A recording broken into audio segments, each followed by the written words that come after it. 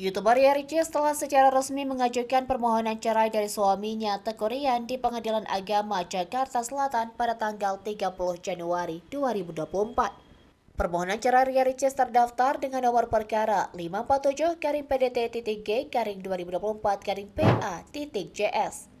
Taslimah, juru bicara Pengadilan Agama Jakarta Selatan, telah mengkonfirmasi kepada media bahwa sidang cerai perdana antara Ria Ricis dan Teuku Ryan akan diadakan pada tanggal 19 Februari 2024. Ria Ricis dan Teuku Ryan diwajibkan untuk hadir dalam sidang perdana di Pengadilan Agama Jakarta Selatan.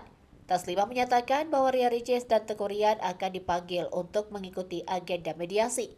Selanjutnya, Taslimah menegaskan bahwa kehadiran Ria Ricis dan Teuku Ryan dalam sidang mediasi adalah suatu keharusan. Dalam gugatan cerai tersebut, Ria Ricis menuntut perceraian, hak asuh anak, dan nafkah anak. Teuku Ryan mengakui adanya masalah dalam rumah tangganya dengan Ria Ricis. Namun Teuku Ryan enggan untuk berkomentar lebih lanjut mengenai masalah rumah tangganya tersebut. Ia hanya meminta doa yang terbaik untuk kelangsungan rumah tangganya. Meskipun isu-isu tentang keretakan rumah tangga mereka beredar luas di publik, Teuku Ryan dan Ria Ricis baru-baru ini menjalani ibadah umrah bersama.